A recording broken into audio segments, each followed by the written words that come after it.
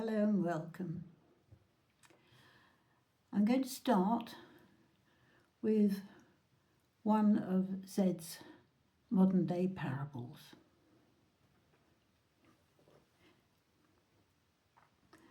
Once there was a great religious leader who walked our high street of life. He had time to spare between appointments, so he turned into our little side street.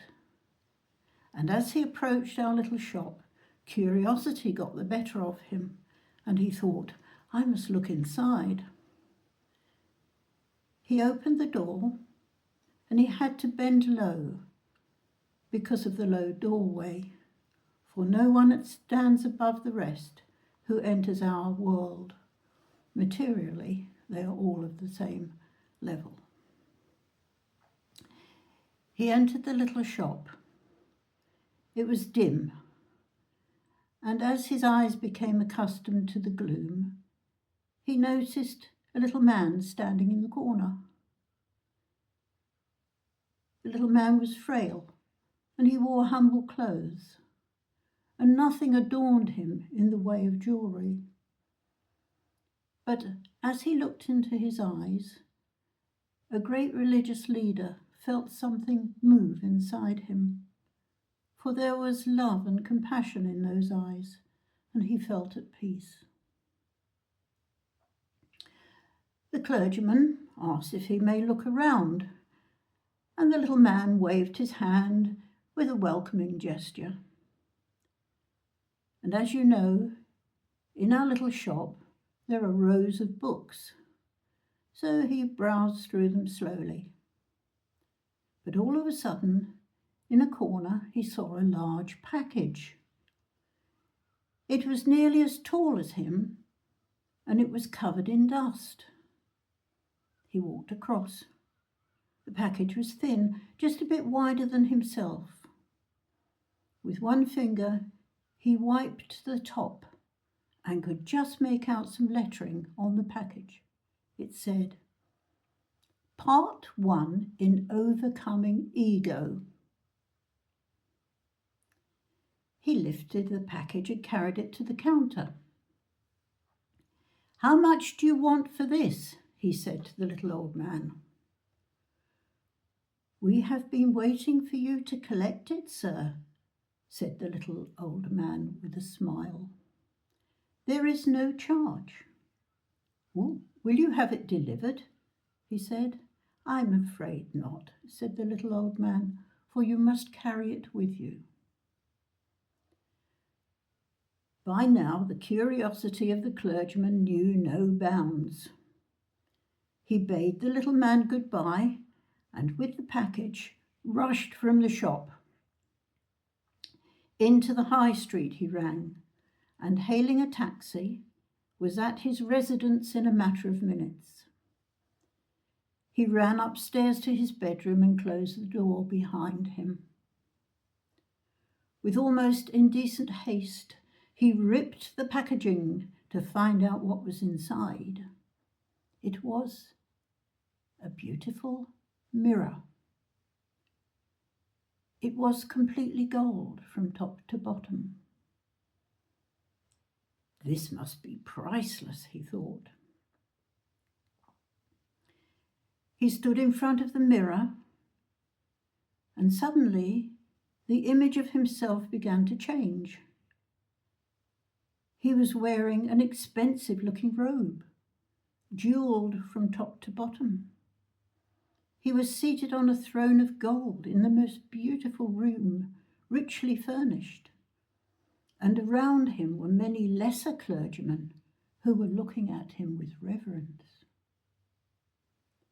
He stood looking at the mirror for a moment, wondering how it was that it didn't reflect his true self. And as he watched, along the top some writing came. The mirror of illusion, it said. He gave a sigh. It must be more than just an image of me, he thought. And then he looked down. He'd missed it as he had pulled the paper covering away. There on the floor was a small packet, labelled Meditation. He picked it up. He opened it and inside was a cloth. A little note fell out and he read, "This cloth is impregnated with love and awareness, especially designed to clean the mirror."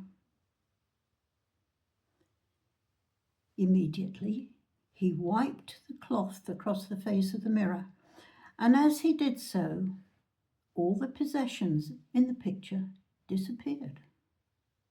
There he was, stood with his beautiful robe against a black background. He wiped the mirror again. Suddenly, his robe of status had gone. There he stood, naked in the mirror. He rubbed the mirror again. And then slowly he saw himself disappearing like wax melting under heat. His identity had gone as well. He rubbed the mirror again. And suddenly it became transparent glass. He could look through it, and on the other side was a staircase. And as he watched, an engraving came across the glass. "Break this glass," it said, "to enter the staircase of enlightenment." Suddenly, our great leader felt a sense of loss. The stairs looked dirty and damp, and he had his position. Was ego such an important thing, he thought? Perhaps if I stay on this side of the glass, I will become like the mirror of illusion. So he turned his back and walked away from the glass. He had exercised his choice.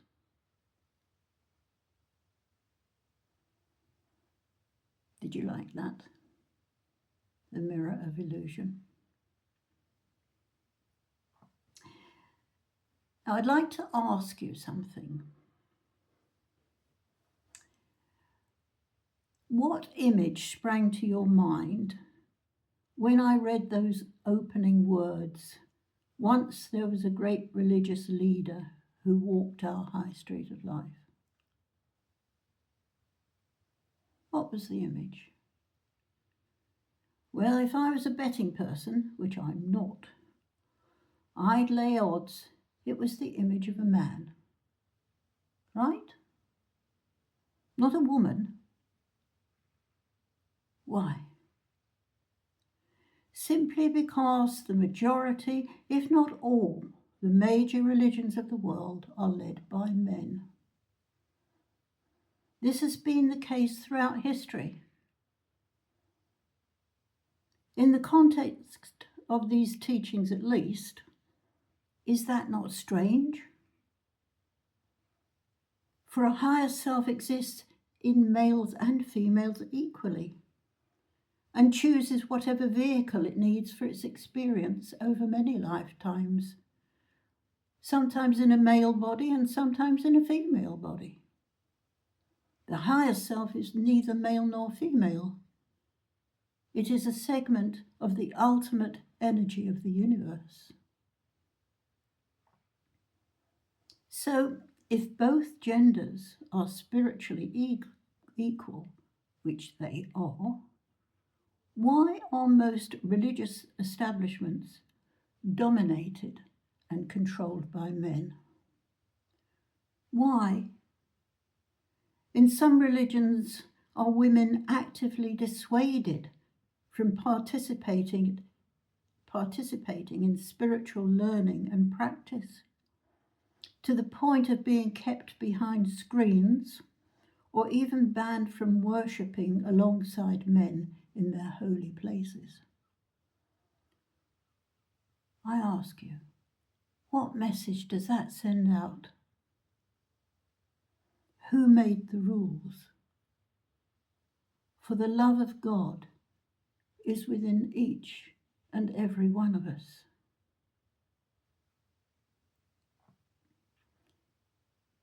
There's a lot to think about here. A lot to take into your meditations. For the role of women in this new age is changing. I will continue along these lines in the next episode, for it is vitally important. Lots to think about. How's your meditation going? See you next time.